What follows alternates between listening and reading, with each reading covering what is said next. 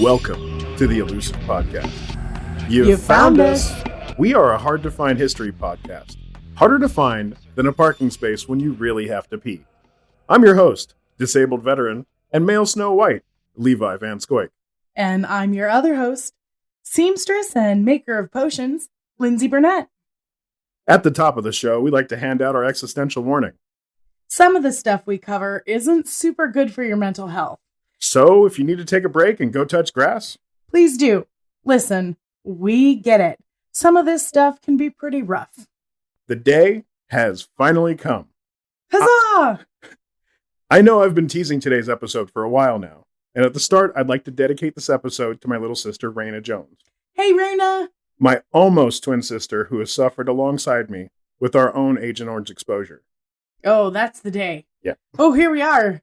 Spoiler alert, we are both the children of a Vietnam veteran. Our father, who art an asshole, got sprayed multiple times while he was in the country. My father is, and was, an airborne soldier in the Army. He was wounded multiple times, and it wasn't just PTSD that he brought home to share with us. Oh boy, here's a fun one. Hidden in his genetic material was an assassin waiting with a dagger between its teeth. Dioxin from that Agent Orange would be passed on to us, whether we wanted it or not. Agent Orange. Doo-doo, doo-doo-doo, doodly-doo. Licensed to deform and defoliate. That's the agent. Excuse me, Monty Penny. Yeah, Agent. Mhm. This sneaky little chemical ninja was the reason I was born without a butt crack. Born with excess webbing between my toes, and one of the reasons my teeth are the way they are. True story. These are all because of the genetic damage caused by the dioxin found in Agent Orange. Within the first week that I was born, I had to go under the scalpel to get my crack installed. So when people say, don't let the door hit you where the good Lord split you, doesn't really apply to me. No. It's fine now. The surgeons did a very good job. Can't even tell. And I personally think my butt crack is aesthetically pleasing. Not that I want everyone to look at it all at once. Separate into small groups. Go ahead and do this now. No! No! I wrote a spicy one this time. Okay. Anyways, long story short, because of these birth defects, it has made my life a bit harder than I think it needed to be. Yeah? And for my sister as well. My father doesn't have the same issues, but trust me, Agent Orange did a number on him as well. My father has a semi-permanent skin rash, gets fevers of unknown origin, and has even had digestive issues because of this. Oh, no. Now, we don't know for certain if all of this was caused by Agent Orange, mostly because the U.S. government is still trying to decide whether they want to take credit for it. So it's all hush-hush, sort of? Like, you don't know what's what? Well, you see, the sheer amount of children born to Vietnam veterans with secondary unintentional wounding from Agent Orange makes it a potentially serious financial consequence for them. Oh no. Oh, yeah. Oh, great. So don't say anything about it, and maybe nobody will put together what we're about to talk about. One thing I read actually said that they suggested we waited until the Vietnam veterans just died of old age to address the issue. Well, we're almost there. Right. Okay. Oh, this is gonna be a bumpy ride, folks. Yeah, there's not going to be a lot of jokes told here. Like a train wreck. Just buckle up and watch. Yeah, get that 5-point harness out and buckle up. Here we go. Okay. Seen another way, it's almost like they drafted the unborn into their conflict. Because we didn't really have a choice. We are the casualties of a war we never fought in. Wow, so this is literally double it and pass it on to the next one. That's right. All right. Now, as bad as it has been for my sister and I, the children of the war in Vietnam have experienced a hell I can't even comprehend. And it's something that our government will go above and beyond to not talk about what we did to the civilian population of Vietnam. I shudder to even think. It all starts, almost like all things, with the British. You see, Brits. In the 1950s, the Brits were having a jungle war of their own against what is now Malaysia. A beautiful country. I got my chance to go there when I was in the Navy, and I fully recommend it. That you try to see it at least once in your lifetime. That's so cool. Yeah, seriously, it's beautiful. Anyways, just like us, a decade later, they found it almost impossible to fight in the jungle. The jungle hid the enemy, allowed them to get closer to their positions without detection, and helped them to hide bunkers and booby traps. That makes sense. So someone over there had the bright idea to just kill the jungle and solve all of their little problems. Just wipe out the whole thing and we'll be fine. Yeah, if the plants are hiding them, kill the plants. What sadistic, twisted individual came up with that? I don't know. He was British, though. Oh, okay. Now, it would take the world that decade to finally develop a technique and formula that would suit their needs. But by that time, their war was over. On the other hand, the war in Vietnam was just warming up. On November 30th, 1961, when President Kennedy approved of Operation Ranch Hand. Ranch Hand? Yeah. I don't like the name of that. Yeah, it's not good. The operation started in 1962 and went on for 9 long years. Okay. The most active year in those was in 1968, where they flew over 5,700 missions with their low-flying aircraft. 5,700? Yeah. Oh my God. And they dumped over 5 million gallons of Agent Orange over 7,900 square miles. That's really unfathomable for my brain to even... 5 million gallons? That's around. Right. How much land is that? That's... Well, I get to the stats later, but... Okay. On the ground, they sprayed around their bases using trucks and hand sprayers also. Okay. Every day. They had guys that were part of a detail that would go out and spray the borders of their bases, of their FOBs, their forward operating bases, to kill the encroaching jungle. So my brain's just doing just a little bit of math. So if they did 5,700 missions, and there's a minimum, I'm just going to ballpark it, 10 guys. That's 57,000 guys that were affected just in those missions, not to mention 5,700. No, if it was 10 guys. Anyways, that's a lot of people. That's a lot of people that are affected by this just in those missions. That's right. Not what's on the forest. Yeah. Oh my God. Continue. I'm sorry. Keep going. Yeah. And it's those people that were like my dad who were exposed to it. And they actually told them that there was nothing to be afraid of, that this is like an inert chemical that only hurt plants. Oh, it just kills plants. Doesn't matter about you. You're fine. You'll be fine. As a matter of fact, most of the people that sprayed Agent Orange around the base didn't even wear gloves. What? Yeah. Wait a minute. Gloves, or what about masks? No. So they just aerated that. They have a raincoat that is part of their normal issue that they get, and they said because it was chemically treated that it could not go through and get them Agent Orange exposure. What? Yeah, so they didn't even know. Okay, so spoiler alert, in the next episode, I'm going to talk about when we understood what dioxin could do. Oh. At this time, in the early 1960s, they had no idea that dioxin was even a poison. They're just blind to it. Yeah. Now, are you saying science in general or just the people? Science in general at that time was still trying to figure out what chemicals did what to whom and for how long. Gotcha. This is also around the time that they were experimenting with tiny nuclear reactors. So like this was the time that they were it was the fuck around period. It was the Wild West of science. Exactly. Yeah, okay. At its base, Agent Orange is a defoliating herbicide. What it does is it dries out first the leaves, then it dries out the rest of the plant. In about 3 to 8 weeks, it kills just about everything green. And it will keep new growth from sprouting for about 4 to 6 months. Oh my gosh. A quick fucked up aside, Agent Blue, which was specifically used to target agriculture, was sprayed over fields and rice paddies in an attempt to starve out the enemy. That's our government, folks. That's very salt the earth type of mentality. Well, it's worse than salt because it was oil-based, so they couldn't keep it out of the low-lying paddy fields. Oh, and because it was rice. That's right. All water. Oh my. So that's diabolical. That's super diabolical. Holy shit. Yeah. Well, I can't wait for the karmic suggestion part for that. Yeah, anyways. Okay, so they sprayed that to starve the people out. To starve the people out. Because, you see, they thought that every person in Vietnam was a combatant.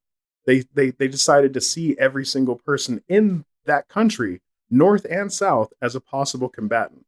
So they weren't really worried about collateral damage. So what you're saying is our government has treated war the same for many, many, many years. So you have Agent Blue and Agent Orange. Mm-hmm.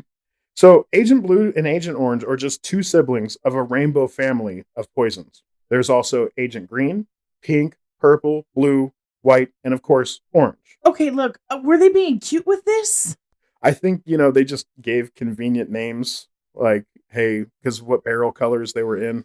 Oh, it just happened to be happenstance that they had 007 come out around that same time. It wasn't like... Yeah, Ian Fleming didn't have anything to do with Agent Orange, as far as I know, though. Okay. I'm like conspiracy theorists. I'm drawing lines. No, they don't exist. When I first looked into this, as a huge fan of the movie Reservoir Dogs, I was like, oh my God, is like Mr. Pink, Mr. Orange, all of that. I know you haven't seen the movie. No, for the people that are listening out there who are also people that are fans of the movie, Tarantino did not use Agent Orange or anything as the inspiration for the names, the code names. It's just happy coincidence. Just happened to work out. Right. But that's funny. But here's the funny thing about that is actually just like the movie Reservoir Dogs, they all have a job, a specific job that they're supposed to do. Oh, so it's not like it's just a mild dilution of another color. It's all different. I'm glad you brought up diluted, because in a lot of cases, most of these chemicals were supposed to be diluted by over 50%. And the personnel on the ground never got that memo. Like I said in the beginning, train wreck. It's watching a train wreck. Okay. Right. I'm sorry. What? Prior to 1966, we used agents green, pink, and purple, which were replaced by agents white and orange until the end of the war. Okay. All of the agents contain the same deadly chemical, which is actually two chemicals that winds up making the most toxic form of dioxin, TCDD. Okay. Dioxin is some truly nasty shit, but TCDD makes it look almost innocent in comparison. Oh, God. When the world as a whole found out what we had been spraying out on the jungles in Vietnam, they freaked the fuck out. Well, rightly so. Yeah, and they started protesting its use. Oh, okay. By mid-1970, they suspended all spraying operations. Well, that's good. But it wouldn't fully stop until the last mission on January 7th, 1971. So they suspended the missions, but still sprayed? Yes. Okay, so it looked good on paper, but they were still doing shit. Oh, absolutely. Of course. USA. Anyways. Over 9 years, they sprayed over 20 million gallons over 30,000 square miles. Shit. They sprayed over 60% of the jungle and sprayed over 20% of the jungle over South Vietnam, our allies in the conflict. Okay. I couldn't find the numbers for Cambodia, but I assume they sprayed it too because of the Ho Chi Minh Trail and its proximity to the Vietnamese border. We did a lot of fucked up shit in Cambodia, yeah, we did. By the way. Yeah. A country not technically participating in the war, but anyways. Of course not. Dioxin, TCDD, has a 3.5-year half-life in soil, meaning it can poison you, or the food you eat, or the water you drink for 3.5 years. Like full strength poison, just there it is. Right, straight into your blood. Okay. From this, you can mostly expect cancers and autoimmune disorders, Yay. As well as skin rashes and passing on genetic damage to children in the form of birth defects. Hold on. That sounds like the rise of what's going on in the United States right now. Oh, I think we get to that. Oh, okay. The worst case scenario is when the dioxin gets into the body, where its half-life is 20 years. What does that mean? That means 20 years for the parents, 20 years for the children, and if they have children within those 20 years, their children will have 20 years of it as well. 20 years of dioxin taking every chance it can to destroy the DNA in the host. Now, when I say the half-life, that's how long it exists and continues to do genetic damage in your body. Okay, so if I have this and I go home from war and I have a baby, obviously that's within the 20 years of exposure, right? And then that baby grows up but doesn't have a baby until over 20 years. It's still in there. The genetic damage has already been done. Okay. Oh, the mutation and the degradation of the cells. If you have a child within that 20 years, you pass on the active damage to the child. Oh my God, that's nefarious. Now, here's the worst thing. 20 years is the conservative estimate. I've seen estimates of 50 to 70 years for half-life of Agent Orange or dioxin in the human body. There is not words in my vocabulary hard to write jokes about this. I can't even understand. sentences correctly. Holy shit, that's diabolical. Yeah. Okay, I'm sorry, continue. So the grandchildren of anyone who fought in Vietnam, guess what? I got some really bad news. You might have some poisoning. Yeah. If you take a look around and really think about the rise of autoimmune disorders, phantom pain issues, and even behavioral issues, you can tie at least some of these to Agent Orange. Wow. Now, if you go to modern day Vietnam, you can see the consequences a lot clearer than you will see over here. Okay. There are entire hospitals set up to take care of these children maimed by a war that was fought long before they were born. So they have hospitals that will help those patients. Specifically for Agent Orange dioxin poisoned children. Do you know what they do? Yeah, they just basically try to give them any care that they can because their life is a walking nightmare of pain. Jesus. Yeah. I had to watch a lot of documentaries, and it made me physically sick for a couple of days. Yeah. Yeah, it's not good.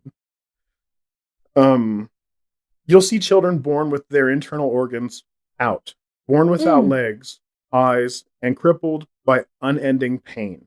Because the American service members got to go home after the war, they didn't continue to be reaffected by the dioxin. By living there and walking around the soil and eating it. Oh my God. Whereas the civilian population of Vietnam had no choice but to stay in the fishbowl full of poison. And so the consequences are nightmarishly worse than they were for our service members. Holy cow. Our bases that we left behind in our retreat, if they were in the good old US of A, would be super fun cleanup sites. A super fund. Oh. Yeah. Oh, they God. would be EPA designated super fun sites if they were here in the United But States. of course, because we caused it in another country, oops, well. It's up to them. Not my problem. Not that we haven't donated money to help with the cleanup. We take no responsibility for Of it. course. The sheer amount of poison we put into the ground over there is unconscionable. And now I finally got to mention the whole reason this podcast exists. Oh? Yeah, I'm obsessed with EPA Superfund sites. That is true. And how many of them there are in the United States. Yeah. And how most of us have absolutely no idea that we live next door to these things. No. Had no idea what it was. It sounded like it was a super fun thing. Yay! Like a theme park or something. Right, no. Places where we literally burned a hole in the planet or made it so toxic that people can't live there. Right. In Vietnam, over 3 million Vietnamese civilians have reported health problems connected to the use of Agent Orange. And over 400,000 have died from exposure and complications or rendered permanently disabled. 400,000, so 500,000. That's so sad. And over 500,000 were born with birth defects. Like you. Right. All of this from a chemical that they told everyone there was no threat in using it. Don't worry, guys. It's harmless. If you are a child of a Vietnam veteran or the grandchild of one, the easiest way to look to see if you have been affected is to look at your fingernails. What do you mean? Most of us are born with very thin nails or overly thick fingernails, but they will have a telltale striping. My fingernails look like a barcode made of pinks and purples, so go ahead and take a second to look at your fingernails. Oh, yeah, they're going down your fingers. Yeah. I thought that was thyroid stuff. No, it's actually one of the easiest ways to tell if you have secondary unintentional wounding from Agent Orange. Or dioxin, rather. Wait, didn't you also say hypothyroid or thyroid issues? That's absolutely right. Oh my God. Yeah. So, if you have the striping or some of the other health issues I have noted here, don't be afraid to reach out to the Veterans Administration or your healthcare professional. Okay. For some victims of this secondary unintentional wounding, it's the puzzle piece we have been looking for our whole lives. Yeah. And that knowledge can lead to effective treatment. And maybe someday soon we might actually see our government be held financially responsible for what they did to us. And wouldn't that be nice? And that's as bright as the bright side gets for this story.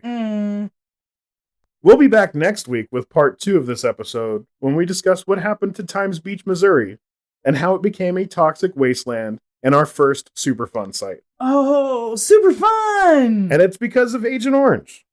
And just a little spoiler about it, if you have a problem with people poisoning horses, it's going to be a rough one for you. Oh, yeah. Heads up already. Right. So that's going to be rough for me. Right. Well, now, see, here's the thing about all of this. It's ongoing damage. And people are finally starting to, address these issues with the government, these health issues that people are starting to get, these birth defects, ongoing health concerns, all of that. They're starting to ask the questions we need them to ask. And there's been bill after bill where some of our senators and congressmen have tried to actually push through some sort of Agent Orange package. For serious? Yes. I can't state this enough that it'll be brought into the spotlight very soon. Okay. Yeah. It's one of the things on the docket, if you will. Well, so they're talking about burn pits now, and they're also talking about the people that were poisoned in, I want to say, North Carolina at Cherry Point. Something like that. Yeah, I've seen the commercials for that. Yeah. But Camp Lejeune. Camp Lejeune. Yes. I'm so sorry. But they're finally starting to address some of these, like, I'm going to say Vietnam era health concerns, the poisoning, the asbestos. The reason you're seeing all these asbestos lawsuits is because of all of the stuff that happened in the 70s and 60s that they're just now finding out. Yeah. Or recently found out that they even caused a problem. That's like almost 60 years ago.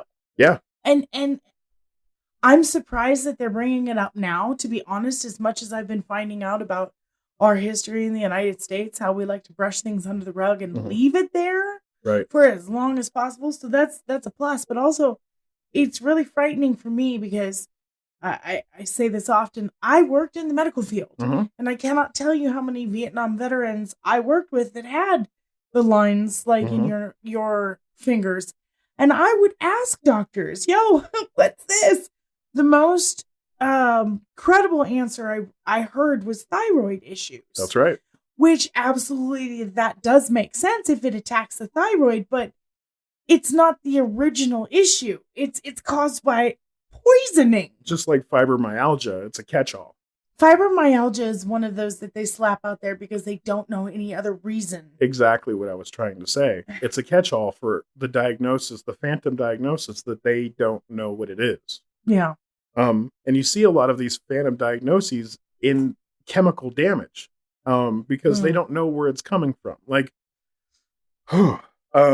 the amount of people on the East Coast that have suffered genetic damage, not from dioxin, but from other chemicals pumped into rivers and streams and all that, we're just now finding out what kind of damage it does to DNA, the human genome, all of those things. And that's why you're starting to see more of the find out happening now, because people are starting to figure out, oh, I was born sick because these people decided to make these decisions before I was born. Gotcha. And more importantly, somebody who wasn't born with the issue should have to pay for the healthcare and maintaining of a livable life, quality of life. And I don't want to say, oh, this certain generation, because it's something we have done here in America since the beginning. We're still doing it. Double it and pass it to the next generation bullshit that we do. We don't ever seem to understand that this little cause affects everything. Absolutely. So by killing that plant, we never stop to think, might this affect us down the line? Nope. Right. Let's just gung-ho and figure it out later. Ends up causing so much damage. Well, it's funny that you say that because we're just now starting to see the damage from what Agent Orange has caused, or realizing what damage was caused by Agent Orange. But if you want to look at the place with the most super fun sites in this country is Silicon Valley. And the reason is because for the smartphone that you're holding in your hand, or the things that we're recording, it took a certain kind of chemical, these like etching chemicals that they just dumped into the groundwater. Oh God. Those things, they don't even know some of these new elements that they've made on the periodic table, they don't know how they interact with the human body over a period of time. If it doesn't kill you immediately, this is why they thought mercury was medicine back in the day. Okay, I'm going to go off here real quick. It doesn't kill you right away. It makes you feel great. Hold on. So we are so empirically smart. We are so wise and full of wisdom that we took our own earth and created an ant farm for ourselves and just said, fuck it, let's see what happens. And we didn't even realize we're all in this. Yeah. We're all, hello. Yeah. Same team. Yeah. What the shit, guys? Well, the funniest thing is when, governments go, oh, we can poison the other side of the fishbowl. It's fine. They don't realize, hey, you're in the same aquarium. your gills are breathing the same water. And for what? Pissing contests? Resources? Supremacy and greed. Money? Supremacy and greed. I cover supremacy and greed in my books. You do. And how that they are the undoing of humankind. I mean, even though you do it in a cute, fun little pets lovey way, that really is the crux of all of this. Right. Well, it's kind of like Animal Farm in space, except without the communism. Yeah. Yeah. But I'm still stuck with this train wreck, watching this in my head, realizing we're like almost 60 years down the line and just la la la.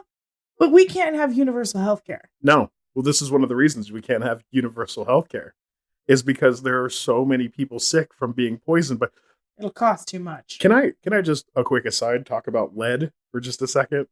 So you mean that thing that we've used since Roman times? Right. Well, now think about this for just a second. You want to talk about the genetic damage that Agent Orange and dioxin has caused, bringing home all of this damage, right? Well, yeah, because that's what the episode's about. Right. Now think about how much lead they were exposed to in handling munitions, being around unleaded fuel that they had to put in depots. There's not just Agent Orange. There's lead, there's mercury, there's all of these other things. That's right. I did read that article that said that individuals who shoot firearms have a higher aggression issue. That's right. Because of the lead that's in it. You inhale it or something like that? Well, you inhale it, it gets stuck in your skin. So anybody that has shot guns for any amount of time, you know that you get hit by fragments. Well, yeah. All the time. Yeah. Like, especially handguns are going to kick a serious amount of fragments. Well, that's what gunshot residue tests are for. Test the fragments on your, Well, some of that's lead. And then that soaks into your... Yeah. Wait, wasn't it Nero that was crazy from lead poisoning? Or crazy from just being genetically predisposed to it. Yeah, because they had it in the pipes and they used it in their makeup. And oh no, that was arsenic. But still. Well, I mean, pick your poison. Yeah, literally. Literally. Man, now that I'm thinking about all of these different... We used mercury for makeup. Mm-hmm. And radium. Well, those specific ladies used it. Well, that was a little bit later. But all of these different... We had lead pipes even back in the Roman era. That's right. Also makeup. Lining in jars, in glass. Right. Now think of how much lead they used pre-1950 in everything. Wasn't it even in tin? It was. Yeah. Yeah. And they ate off of plates. Right. Computer. Right out of glasses that were with lead in them. My God. But anyway, what I'm trying to say is not just Agent Orange has affected the troops coming home. There's a lot. No, I get that. It's like a chemical Molotov cocktail in their systems that they brought home. My brain is wondering if the human genome has actually been untainted ever. Because of all of the... And I mean unpoisoned, not yeah. That sounded weird. Unpoisoned, you know, like from arsenic or bromium or radium. Or radium, yeah. All of the stuff that's on our Earth. Yeah. That we just sillily was like, here, let me lick that. Well, some of the times we thought that it caused you to become an oracle, or because you were hallucinating. Right. My point is there were certain times that you could look back in antiquity and say, oh, they were definitely roasted on lead poisoning right there. Among other things.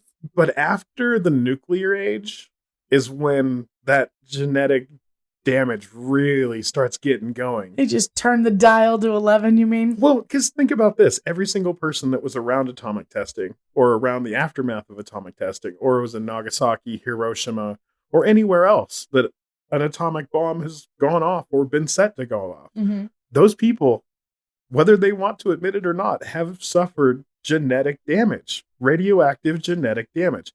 As somebody who lives in Las Vegas, they used to have diners and things set up so that you could go out and watch the nuclear explosions. There was, they had hairstyles that were mushroom cloud I've beehives. seen some YouTube old shows or videos of that. Yeah. All of those people, every single one of those people has genetic damage from radiation. Lordy. They may not have gotten radiation poisoning, but that's enough to cause birth defects, all of that. The exclusion zone of Chernobyl is a really good place to look, or Fukushima. Look at the genetic damage that's being done to the people locally. Not just the people, all the animals and the grass and yeah. Now think about this. The wind blows that around. Storms Right. happen, floods happen, which we're going to talk about in the next episode, how a part of Missouri got first poisoned by dioxin and then flooded. Oh, stop teasing us. Okay. But yeah, there's been things like that have happened around Chernobyl or around these other Fukushima sites, like tsunamis that push radioactive material inland and then pull it out to sea. Because we're all on the same rock. Right. It's yeah. That poison, like if you're a fan of eating fish, like some of that fish caught in the Pacific is damaged by radiation. And some of it is actively radioactive.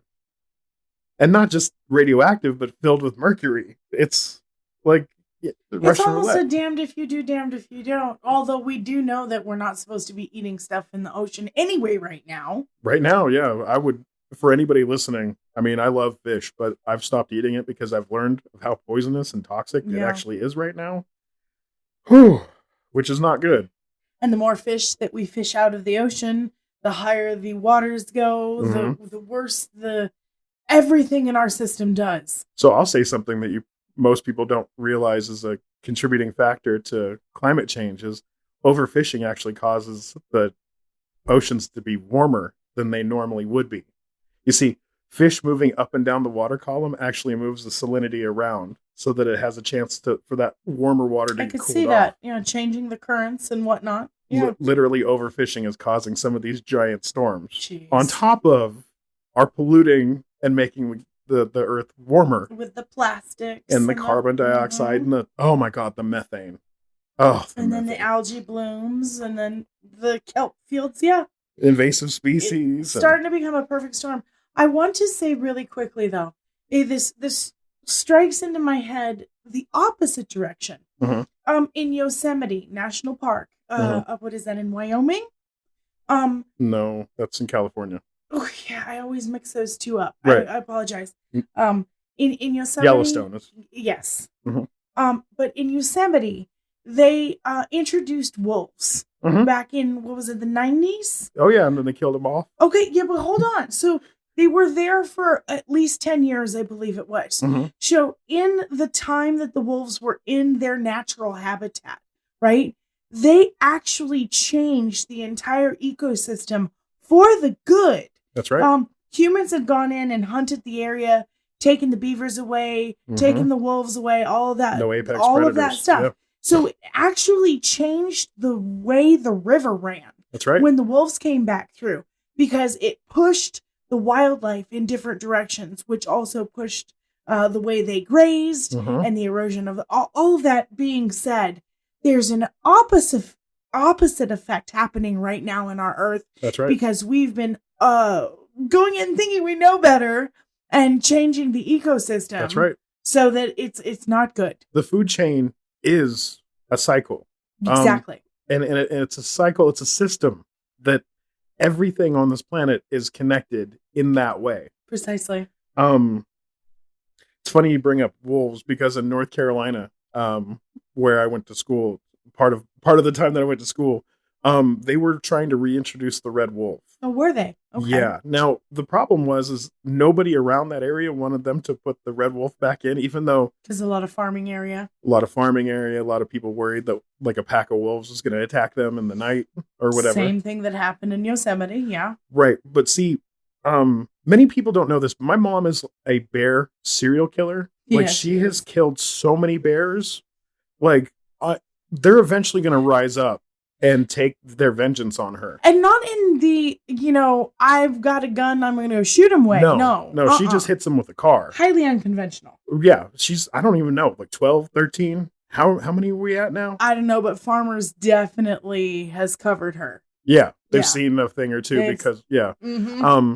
And the reason that there's so many bears is because there used to be red wolves there. Mm-hmm. And there was competition for food and for territory. Between the apex predators. That's right. Yeah. And now there's an overabundance of deer, which there's also an overabundance of ticks. And fleas, which... So field mice too, then, I'm guessing. Absolutely. Oh, wow. There's nothing to kill off the snakes. There's nothing to kill off the things that normally would eat. Or there's...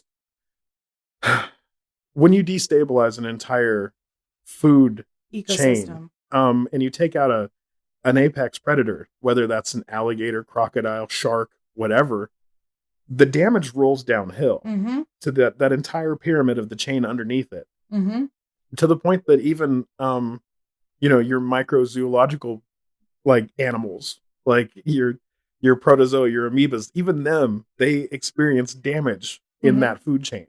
Systemically. So what you're saying, and I love that you pointed that out, if you flip it yet again to a defoliant that kills the soil. That's right. And all those amoebas and those micronutrients that you need to grow food. Right.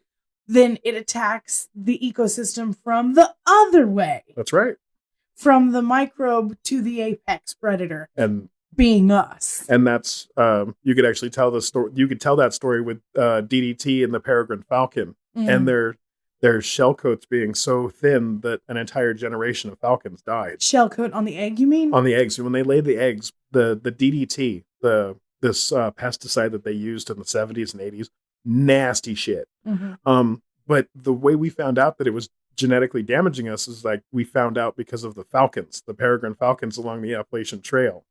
Really? Yeah, they were laying eggs that were shattering, or they were laying shattered eggs because the shell coat was so thin. So brittle. Right. And that's how they found, because they did it because there was locusts and a massive, grasshopper invasion. So they started panicking and spraying poison on everything. And that goes up the food chain. See. And those are nervines. That it attacks the inside of your stomach. It attacks. That's right. And that's not just bugs. That's us too. That's right. So all of the gut issues that we've been having. Oh my God. The rise of Crohn's disease, the diverticulitis. IBS. Yeah. All of that. I mean, at least some of it you can tie directly back to some of these chemicals that we just experience in our daily lives. We have no idea we're experiencing them. Oh my God, that's disgusting. That's why we hand out the existential warning at the beginning. Because once you know about this stuff, it's really hard to not see it everywhere. Yeah. Yeah. Yeah. So sorry and welcome to the club, everyone listening at home. Glad you're in the know, and knowing is half the battle. But what also is something that I know, that if we don't pay this electric bill, we're not going to be able to continue to have a podcast. That's very true. We'll be back. We'll be right back.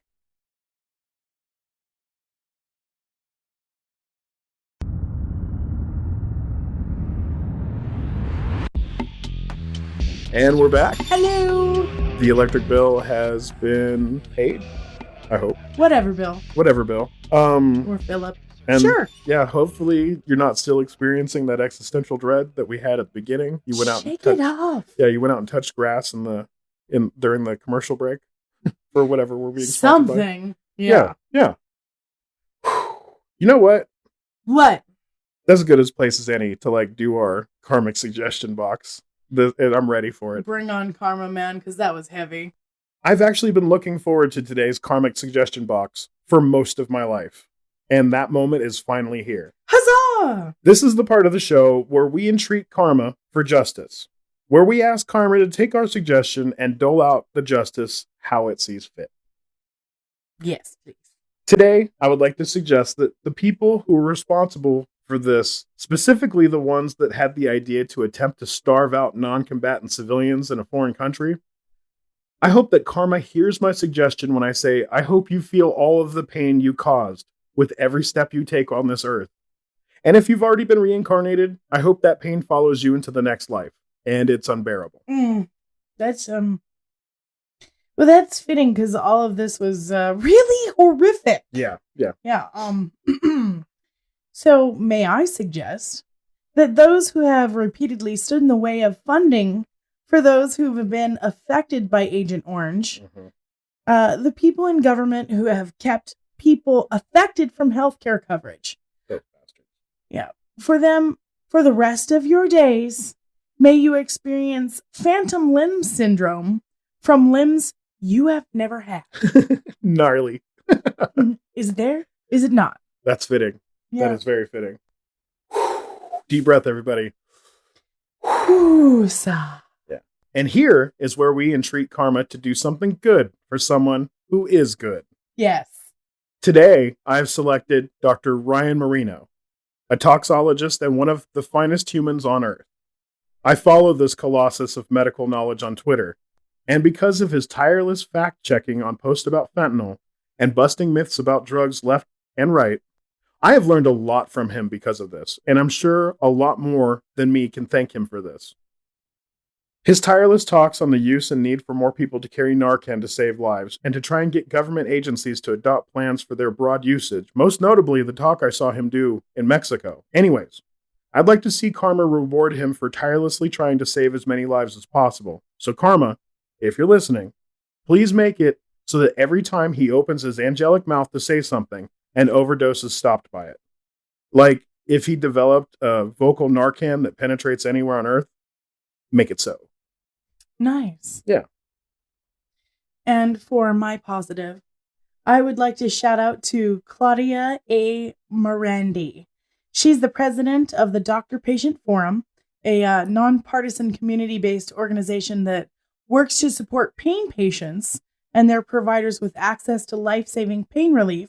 Wow. To mitigate the harmful effects of the current system that we've found ourselves in. Nice tie-in. Yes. Did you know that the FDA is making it extremely difficult for patients to get pain meds? Yeah, that's terrible. I'm talking people with cancer or who are just out of surgery, even hospice patients. Wow. They're starting to deny any opiate-based medications to help people with chronic pain. Talk about an overreaction. Yeah. So here you are on your end doing a shout out for people who are helping for fentanyl overdoses, which are usually on the street drugs. And here you are advocating for somebody who's being undertreated.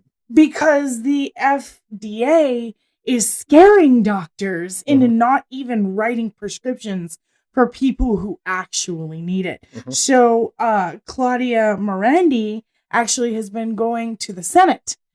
She had a forum or a sitting, I forget where a hearing, I'm sorry, where she advocated for people like my best friend who have a massive amount of pain and issues in life, but are going for it in the right way. Anybody who's listening, please go and look up the Doctor Patient Forum. Absolutely. They have a spot on there where you can even help write a signature so that Senate will listen. So for Claudia, may her very existence become a balm for those in pain. Nice. Like, she becomes a living pain reliever that can cancel out any amount of pain, and we wish that for her. We wish that for her. Yeah. Absolutely. That's a good one. Thank you. So everybody just take a deep breath. Hold it. Hold it. Hold it. Now let it out. Holy cow, that was a heavy one. Yeah, it gets even worse in the next one. Woo! Woo!